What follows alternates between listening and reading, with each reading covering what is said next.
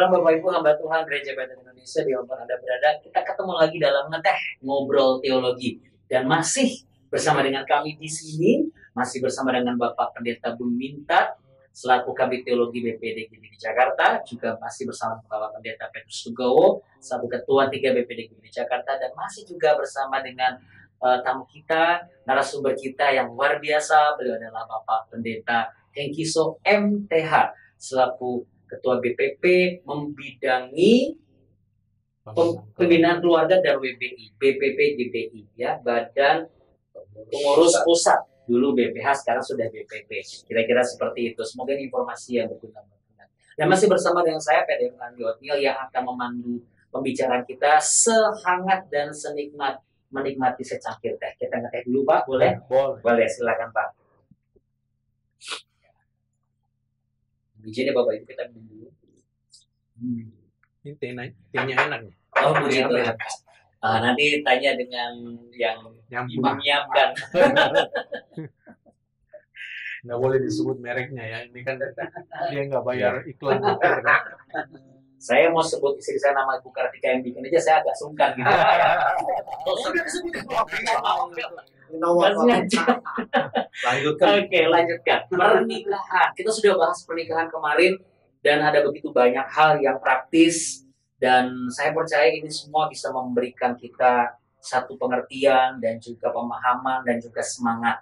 Artinya tidak ada ketakutan kalau mau menikah. Kenapa? Karena sebagai hamba Tuhan kita tentu harus mempersiapkan bagaimana modul bimbingan pranikah, dan jika Anda mungkin masih memikirkan kira-kira apa yang saya persiapkan, barangkali misalnya selain Anda bicara dengan rekan-rekan sesama hamba Tuhan, dengan gembala pembina atau pendeta senior, juga bisa menggunakan fasilitas 2 buku, yaitu yang pertama adalah Sikap Teologi Gereja Bethel Indonesia, bukunya seperti ini, ya, bisa Anda dapatkan di Gereja Bethel BPP GBI, ya, dan juga ada satu modul bimbingan pranikah yang Bapak Pendeta Hengkiso bawa. Mau izin Pak, boleh diperlihatkan? Ya, seperti ini bukunya. Dan ini untuk memperlengkapi hal-hal yang harus dipersiapkan sebagai hamba Tuhan. Kenapa? Karena tentu kita sebagai hamba Tuhan merindukan apa yang sudah diberkati oleh Tuhan tidak terpisah dari berkat Tuhan. Karena pernikahan itu adalah satu lembaga yang mulia. Rencana awal Allah, misi Allah ada di situ, dan harapan kita dan diberkati. Namun apa jadinya jikalau di tengah-tengah pernikahan muncul konflik-konflik, akhirnya salah satu atau bahkan dua-duanya mengatakan aku ingin cerai. Bicara perceraian, tertulis dalam Sikap Teologis bahwa Gereja Bethel Indonesia percaya bahwa pasangan yang menikah tidak boleh bercerai. Saya langsung bertanya, mungkin ada bertanya, emang kenapa kamu bercerai? Sebenarnya manusia punya hak asasi manusia dong. Terserah saya mau bercerai atau tidak. Yang menikah saya bukan Bapak, misalnya begitu Pak.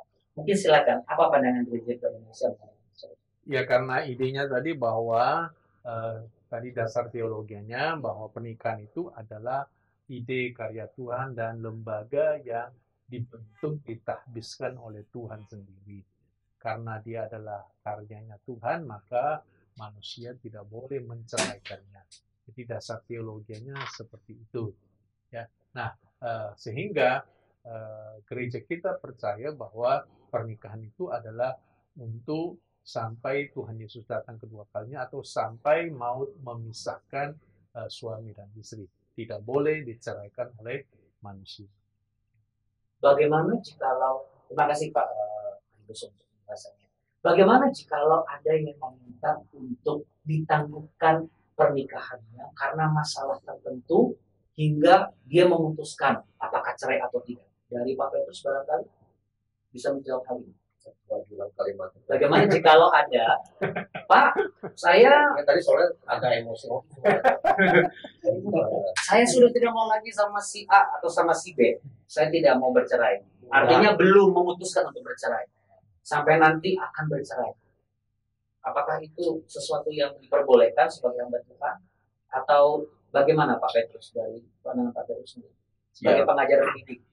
Kalau sebagai pengajar atau sebagai bukti, memang kalau mereka sudah menikah, ketika mereka mau cerai, kan pasti di situ ada latar belakang mereka kenapa bercerai. Kita harus tahu itu kan. Ya. Nanti kan dari situ kita bisa tahu untuk solusi bagaimana untuk mereka tidak cerai, karena memang kalau pendidikan berbasis Kristiani kan memang tidak boleh cerai gitu kan. Nah disitulah kemudian misalnya soal KDRT kenapa dan sebagainya, tapi bagaimanapun sebagai Tuhan ya kita harus tetap berpegang pada firman Tuhan. Jadi kalau misalnya faktor tidak harmonis mana faktor ekonomi ya mungkin kita kasih masuk Tuhan rezeki berapapun itu kita nikmati dengan apa yang Tuhan berikan kepada kita. Jadi kita lihat latar belakang dulu mengenai latar belakang mereka. Tapi bagaimanapun kita tetap mengatakan lebih baik ya disepakati dan mereka tetap rukun gitu kan, karena tidak ada manusia yang tidak punya masalah, tapi bagaimana menyelesaikan masalah itu bersama dengan Tuhan. Nah beda juga dari pendidikan, tapi tentunya pendidikan berbasis Kristiani. Oke, terima kasih Pak Petrus menanggapi tadi. Saya mengarah kepada pemerintah. Bagaimana jika ini adalah hamba Tuhan sendiri yang mengalami kasus seperti ini? Bagaimana cara untuk membangkitkan seorang hamba Tuhan untuk bisa menyadari bahwa ia adalah sebagai abdi Allah. Namun pada kenyataannya ini tidak sanggup menghadapi kenyataan kompleksnya masalah yang dihadapi. Dari Pak Boni mungkin ada saran pendapat saya. Kalau saat terjadi sama motor sudah bisa bahas. Kalau kita kan ditombak dan kapal ya. Tapi bagi juga kita kan masih ada lembaga. Ada rekan-rekan Tuhan. Ya, kita mengusulkan, berbagi, sharing. Tapi jelas. Berarti mungkin mau apa? Berarti mungkin jangan-jangan setelah jadi hamba Tuhan nggak mau sharing-sharing, makanya akhirnya jadi naas gitu, Pak. Dia gunung mungkin. Dia harus duduk gunung. Kayak bangsit. Sekarang mungkin ada beberapa orang yang saya kan mau juga kalau saya ngomong sama pendeta kami berapa pelayanannya nggak diberkati Tuhan gitu kan, kadang-kadang ada pandangan seperti itu. Daripada sudah bisa lebih memalukan. Bukan hanya memalukan kita, tapi kembali memalukan Yesus di Yerusalem ya. Dan kalau di tata gereja GBI, kalau pendeta atau pejabat GBI cerai itu dapat disiplin gereja. Disiplin ya. Kalau BPD-nya tahu, langsung pasti dipanggil sama BPD, kasih disiplin gereja. Jadi memang yang harus dilakukan apa? Maka saya kasih ada satu dan juga gitu ya, itu juga BPD dan BPD. Ya memang seperti tadi saya sudah katakan tidak ada manusia yang tidak punya masalah, termasuk kan pendeta Tuhan kan. Pendeta juga manusia kan. Nah rupanya ada sebuah kasus di mana pendeta ini sering berantem cekcok dengan istrinya. Sampai mereka ketika mau ibadah pun itu mereka berantem. Sampai jemaatnya bilang, Pak Pendeta tolong deh berantemnya nanti dulu, kita ibadah dulu. Kasih dengan jemaatnya kan. Iya. Memang perlunya kita ya berpolitik sesama rekan, tentunya ya rekan betul yang lebih dewasa gitu kan, yang lebih bisa mengayomi semuanya. Tapi perlu juga rekan-rekan itu saling mendoakan, menguatkan, perlunya kita memang interaksi dengan teman-teman sesama. Itu betulnya BPD, BP, kalau di sini dikatakan 7 kali Matius 18 ayat 2 mengenai pengampunan. Tapi kalau yang hamba Tuhan yang mengalami seperti ini, bagaimana caranya untuk bisa menjadikan kembali? Ya, kalau bilang apa? Kita harus berkebenaran kan menghadapi pengampunan. Kita kan tidak bersendiri. Kita boleh mengatakan itu hak saya. Ini bukannya hak, tapi kemudian harus pada Tuhan.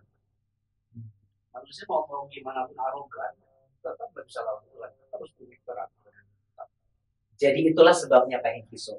Bila mana perceraian sampai terjadi, itu penyebabnya tadi itu. Karena dosa dan kekerasan hati manusia.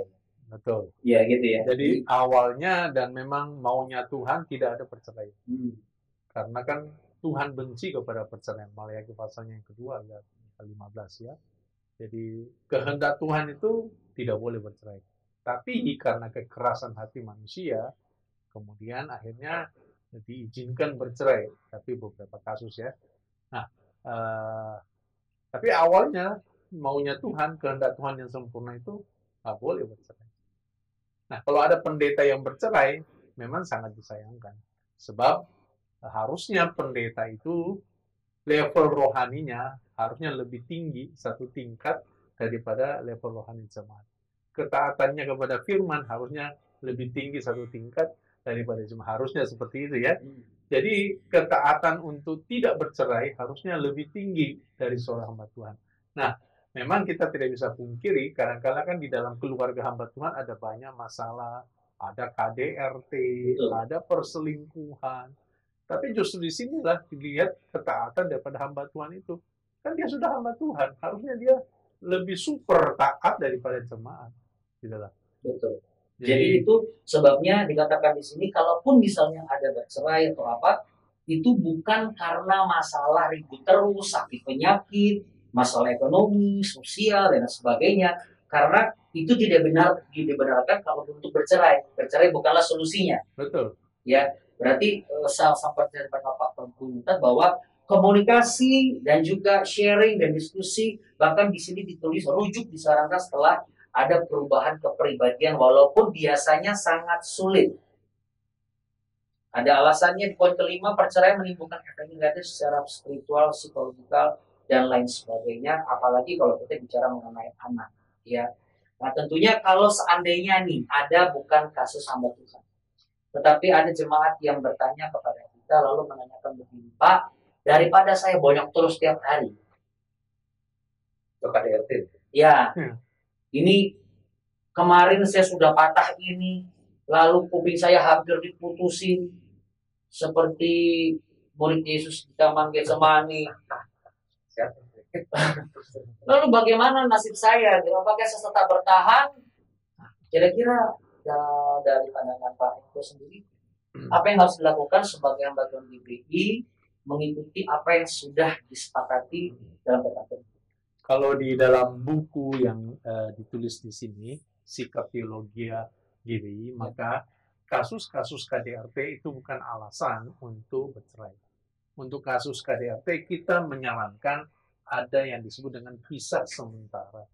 Jadi, dipisah rumahkan untuk keamanan, gitu ya. Nah, tapi tidak pada akhirnya bercerai. Tetap harus ada pengampunan, dan tentunya pihak yang melakukan kekerasan itu harus dimentorin oleh pembinanya supaya bisa mengalami perubahan. Nah, kalau kita bicara tentang perceraian, sekali lagi, kehendak Tuhan itu adalah tidak boleh bercerai. Itu yang kita kenal dengan the perfect will of God. Ya. Tapi karena kekerasan hati manusia, ada dua perkecualian yang Alkitab izinkan atau membiarkan untuk terjadinya perceraian. Itu disebut dengan the permissive will of God. Ya. Nah, dua kasus apakah itu? Yang pertama, Matius 19 ayat 6 itu, yaitu kasus perzinahan. Tapi yang dimaksud dengan perzinahan di sini, bukanlah perzinahan selingkuh sekali. Tapi ini yang dimaksud dengan perzinahan yang sudah menjadi habit, sudah menjadi kebiasaan, yang berulang-ulang dan sudah tidak bisa bertobat lagi. Artinya perzinahan yang seperti gaya hidup. Betul. Bagi si pelakunya ini. Ya. Jadi tidak ada pertobatan lagi, gitu ya. Nah, itu diperkecualikan boleh bercerai. Tapi sekali lagi itu bukan the perfect will of God, tapi itu adalah the permissive will of God. Kemudian kasus yang kedua, 1 Korintus pasalnya yang ke-7, yaitu ketika ada pernikahan antara suami istri yang salah satunya tidak seiman, lalu yang tidak seiman ini mau menceraikan yang seiman. Ya, maksudnya yang tidak seiman mau menceraikan yang orang percaya ini. Nah, dalam kasus seperti itu diperkecualikan boleh bercerai. Jadi hanya dua kasus itu di dalam Alkitab yang Alkitab perbolehkan untuk bercerai. Tapi sekali lagi itu bukan the perfect will of God, tapi itu the permissive will of God. Menarik, Pak Pembunutan mungkin ada ditambahkan. Tapi kalau saya lebih lihat dari yang kalau kita latar belakang besar kita itu setuju, bukan mereka yang tadi dua-duanya bukan menikah, tapi menikah salah satunya berteman kepada Kristus. Itu pernah mengatakan bahwa kita sudah dalam Kristus dipilih pasangan tidak seiman. Kalau mengambil kata itu untuk boleh perceraian. Walaupun memang kalau pihak tidak seiman menceraikan dia juga. Ya. Konteks belakang itu adalah mereka itu sebelumnya itu sudah menikah, tapi belum dalam Tuhan. Satu percaya Tuhan, satu tidak percaya Tuhan. Dan tidak percaya ini mau menceraikan. Jadi tidak boleh kita perlu panjang untuk di kasus zaman sekarang ini. Untuk orang yang sudah dalam Tuhan, harus sengaja pilih pasangan yang tidak seiman, meribut, ya. Menceraikan Tuhan itu dikhususkan. Walaupun memang pihak tidak seiman, namun dia pasti punya kekuatan lebih kuat untuk menceraikan. Ya. Jadi ini bukan jadi celah untuk melakukan sesuatu apa yang ingin kita lakukan. Jadi kalau enggak nanti orang yang sudah menikah tidak seiman, harap-harap sudah menceraikan sendiri. Jadi sebenarnya gini juga, kuncinya adalah harus memulai sebuah pernikahan dengan benar dan merawat pernikahan itu dengan benar. Jadi jangan sampai nanti ada kasus perceraian gitu. Jadi daripada kita di ujungnya bercerai, kenapa kita nggak perbaiki di awalnya itu? Nah, itulah sebabnya kenapa bimbingan pranikah perlu, dan mereka harus benar-benar waktu masuk pernikahan punya komitmen yang kuat untuk terus bertumbuh dalam pernikahan gitu lah. Nah, itu yang penting, paling penting di situ. Dan mereka harus mengerti bahwa pernikahan itu adalah karya Tuhan sampai Yesus datang kedua kalinya, apapun yang terjadi. Berarti ini butuhnya pertumbuhan rohani Pak yang itu. Betul Pak. Karena apa? Kalau pertumbuhan rohani pasti masalah gitu Pak. Tumbuh kedewasaan iman.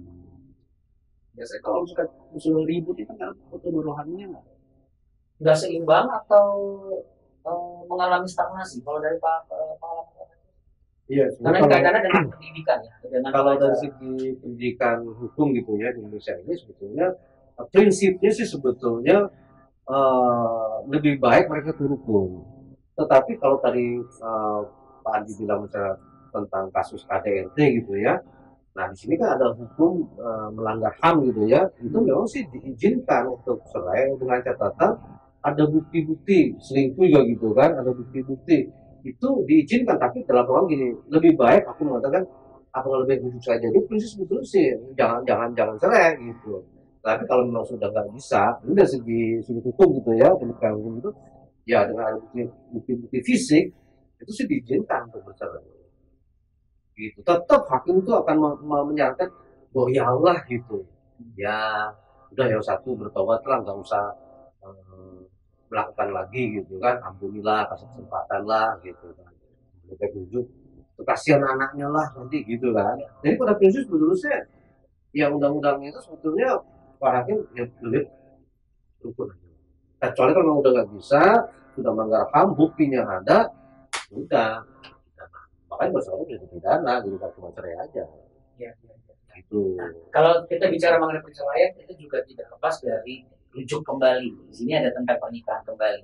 Ya, karena waktunya juga terbatas, tapi saya berharap pembahasan kita ini bisa memberikan satu gairah untuk berdiskusi lebih terbuka lagi kepada hamba Tuhan, supaya mungkin ada case by case yang memang selama ini menjadi pertanyaan, apa yang harus saya lakukan. Di sini ada cukup banyak dan cukup lengkap ya, dari poin pertama sampai poin ke-6 sebelum ada implikasi pelayanan pastoral dari inti sikap GBI tentang pernikahan, perceraian, pernikahan kembali dalam buku ini ya Bapak Ibu.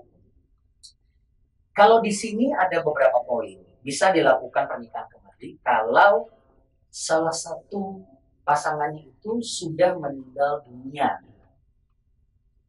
Ya. Artinya benar-benar wafat gitu, rest in peace. Ya, gitu ya. Ya sama itu meninggal wafat itu sama. Oh sama ya. Sekali 3 uang itu. Ya kan kadang-kadang meninggalkan dunia apa, dunia persilatan, ada aja alasannya Pak. Itu konteksnya beda. Kalau ini sekali 3 uang. Meninggal wafat itu baik gitu kan. Iya. Di sini menganjurkan seperti yang ada di 1 Timotius 5:14.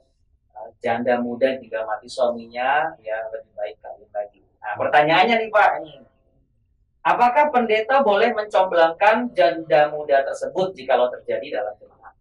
Jadi misalnya jemaat, suaminya Pendetanya langsung comblangin, oke kamu cocok sama si ini bapak ini, kenapa? Ini kayak bapak ini diurapi Tuhan, kamu akan diberkati. Aku penjaga muda tadi. Jaga kembang. Bagaimana Pak? Jaga muda sih nggak perlu dicombelangi, pasti masih laku. Oh gitu ya. Yang muda. Jaga tua. Ya, apakah pendeta boleh Boleh, boleh saja. menjodohkan jemaat dengan jemaat gitu supaya mereka ya yoga yang ini kan sudah ditinggal pasangannya kan seperti itu ya. Lalu oke saya carikan ya Bu, suaminya Ibu gitu. Boleh saja, yang penting jangan memaksa. Terus yang kedua, jangan mengintimidasi. Seperti intimidasi seperti ini. Ini suara Tuhan. Tuhan bicara sama saya. Kamu harus menikah sama itu. Itu namanya intimidasi namanya. Jadi tidak boleh begitu. Nah, tapi kalau dia berbaik hati mau mencarikan jodoh buat jemaatnya yang sudah janda, ya boleh saja.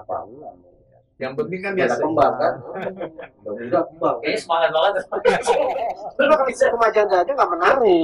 Iya, kalau udah kembang, ini udah kata Benny kan. Nggak usah dipertanyaan, sudah jawaban. Tapi kalau saya ada prinsipnya Pak Andi, Gimana, Pak? yang Tuhan sudah arahkan lewat Rasul Paulus. Nah. Kalau dia tidak bisa menguasai diri, jauh lebih baik dia tetap tinggal single. Tapi kalau dia tidak bisa menguasai diri, tidak bisa tahan nafsu, nafsu satu itu, dia Daripada kosong gitu. Padahal saya itu bangun. Nah, kalau dia sebab menikahi belum tentu dia lebih baik. Problemnya kan bisa masalah gitu. ya, ada banyak faktor ya Iya. cara itu bisa terjadi. Jadi kalau pendeta mau pasang dulu dia harus pertimbangkan juga. Jangan-jangan belum bikin problem lebih baik. Mau melibatkan pendeta Kalau pendeta ini juga kayak gitu kan. Ada betul. Oh, pendetanya apa? Ibu, Tuhan bilang harus menikah dengan saya. Karena saya sudah tidak punya itu, ibu tidak punya suami. Karena kan gini, orang kalau sudah janda atau sudah duda gitu kan, mau menikah lagi kan bukan untuk tujuan ilahi. Tapi kan lebih banyak kenapa mau menikah ya supaya saya kalian temani masa tua. Supaya nggak kesepian. Kalau menurut saya kalau tujuan pernikahannya untuk seperti itu lebih baik jangan. Iya, betul. Karena ada starting point-nya sama lagi. Ya kan nanti menghambat pertumbuhan rohani. Kalau besok-besok ini rohani kan betul nggak tahu. Iya kan betul ya. Ya. Kalau hanya untuk supaya ada temani masa tua, kan ada cucu. Ada cucu. Ya kan? Teman kita ya. Ya kan? Ya nggak perlu harus sampai harus menikah dengan seseorang gitu loh. Jadi sebagai hamba Tuhan itu pun juga sebenarnya harus mawas diri dan harus jeli juga dan peka juga dengan situasi. Jika kalau ada jemaat yang tiba-tiba dalam tanda kutip mau memanfaatkan kita sebagai hamba Tuhan, dia kira-kira wah ini itu orang baik tuh kalau kita mau nikah lagi boleh sama kita dulu. Kita juga harus memikirkan keberlangsungan kehidupan rohani seseorang yang kita bina berikutnya. Paulus sudah mengatakan orang yang menikah itu kan mengalami kesusahan. Ya. Itu sudah jelas. Ya. Ingat waktu sudah singkat begini kan terus susah apa susah ini. Ya, istilahnya itu tiap pernikahan itu ada salibnya. Iya. Ada susah. Ya. Ikut salibnya. Iya. Kalau menyenangkan suami harus menyenangkan istri, itu harus menyenangkan suami. Karena aturan yang kalau juga masih single gitu, suami menyenangkan pahamnya gitu. Kalau saya iklannya mungkin kritis beli. Kalau sudah keburu kebeli, kalau sudah keburu kebeli Pak. Sebelum beli itu beli dulu kan gitu. Terus produk kali. Pak, kenapa saya tanya begini Pak? Ini soalnya kan kadang-kadang kita sebagai hamba Tuhan itu tiba-tiba di GP kan boleh nikah lagi. Nah ini jadi penjelasannya nikah lagi itu dalam konteks apa? Betul. Kalau mau nikah lagi mau pendeta GP aja kan? Masa begitu? Saya langsung kaget puji Tuhan ada yang bersedih. Jadi bukan dalam situasi yang sembarangan. Esensinya apa dulu gitu ya? Tapi saya setuju dengan sampaikan tadi beberapa episode. Memang pada akhirnya kita harus memberikan satu kepastian pertumbuhan rohani dalam setiap keluarga kita. Dan starting point yang menarik itu penting sekali memahami bagaimana rumah tangga berkeluarga itu dibentuk dalam sebuah lembaga pernikahan yang tulus, dan juga esensialnya adalah hal dan misinya kita kelola di sana supaya melahirkan keturunan laki. Dan jika ada hal-hal yang mungkin barangkali itu membuat tidak enak atau apa, kalau Anda beli buku ini jelas di sini sangat jelas sekali, pokoknya mau masalah alasan yang nggak cocok lah, ribut terus lah, apa segala macam, bercerai itu bukan solusinya. Jadi bukan jalan keluarnya bercerai itu. Karena pada bagaimanapun juga tetap harus ada pengampunan. Dasar hati jelas ada di 70 kali 70 kali 7 kali. Ya, kira-kira seperti itu. Kalau tetap mau cerai, ya itu sudah dipastikan karena ada dosa dan kekerasan hati manusia. Dan jikalau diatur kembali tanda pernikahan kembali dalam DI, bukan berarti pendidikan DI bisa nikahin orang-orang yang sudah cerai. Iya, betul. Ya, kita lihat konteksnya dulu seperti apa dan esensinya bagaimana. Kira-kira seperti itu.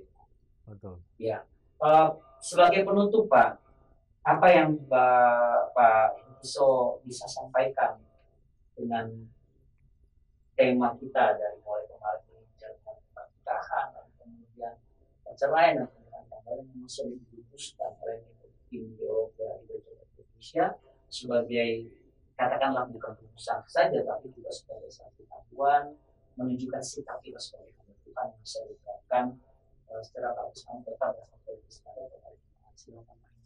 Ya, kita menikah tujuannya jangan sampai untuk bercerai.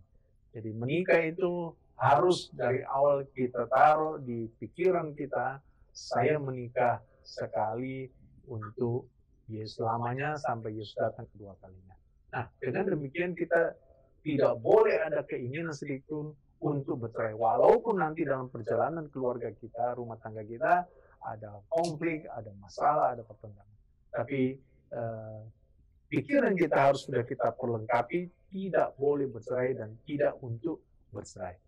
Sehingga dengan demikian, kita nggak usah pusing-pusing bercerai, bisa nggak ini bercerai, bisa nggak bercerai. Udah kita nggak usah pusing itu seperti itu. Sebab udah kita memang tidak pengen bercerai gitu loh. Apapun yang terjadi, aku akan tetap bersama dengan pasanganku sampai Yesus datang kedua kalinya. Atau sampai maut yang memisahkan aku. Saya kira seperti itu aja. Baik. Tapi itu sudah ditambahkan, terima kasih. So, Iya, pernikahan itu sesuatu yang sakral. Sakral ini singkatan dari sing ana tata kramane. Ada aturannya, dan aturan itu ada di Alkitab. Selalu melibatkan Tuhan, sehingga tidak terjadi yang namanya kan perceraian. Jangan sampai pernikahan itu sesuatu yang sakral. Sakral itu singkatan. Sakral itu.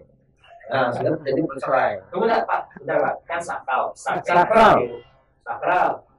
Sakral itu sing ana tata kramane. Nah, itu masih ada, tata kramane masih ada sakral.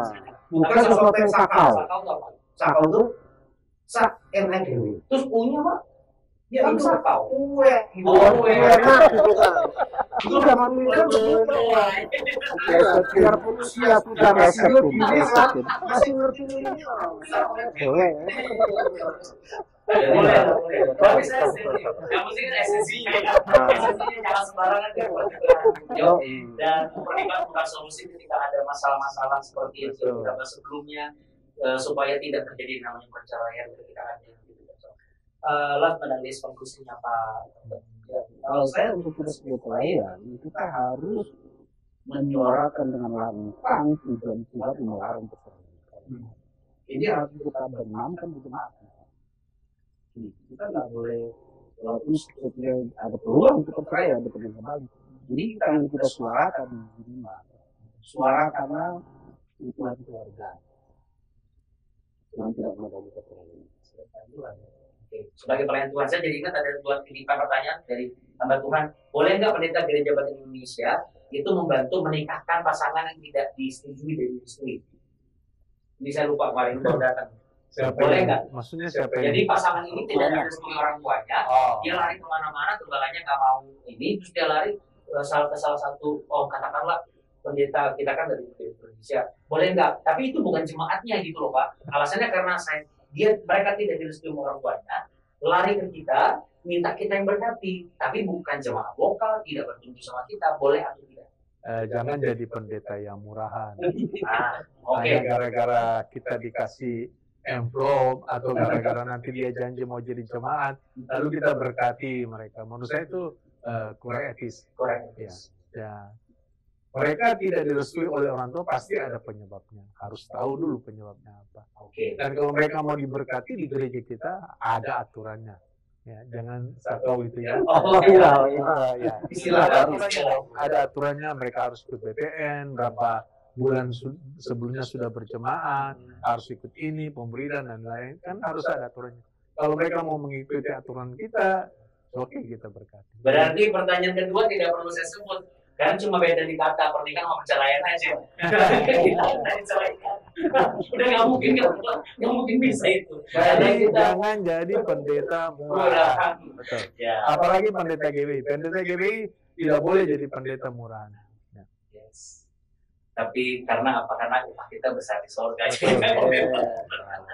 Baik, Bapak Ibu sekalian, live chat terbuka bagi siapa saja dan kapan saja Anda ingin mengajukan pertanyaan juga pendapat Bapak Ibu. Saya percaya pembicaraan kita di Ngeteh Ngobrol Teologi adalah satu ngobrol yang akan menambah wawasan dan juga menambah semangat kita untuk menuntaskan amanat agung.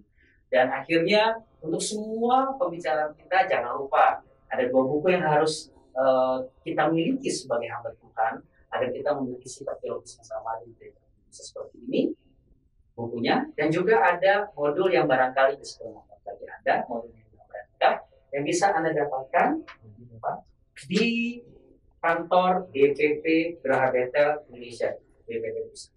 Ya, seperti ini. Terima kasih untuk sahabat-sahabat kami yang kami hormati, Bapak Pendeta Bumintan, Pak Pendeta Petrus Sogowo, Pak Pendeta Hengkiso, dan untuk semua tim media dari Ngeteh, semua art, kameramen, semuanya, dan juga editor, semua sutradara, director, terima kasih banyak. Last but not least, terima kasih untuk BPD GBI Jakarta yang menginisiasi program ini. Saya, Pendeta Muda Andi Otniel, terima kasih banyak. Tuhan Yesus memberkati.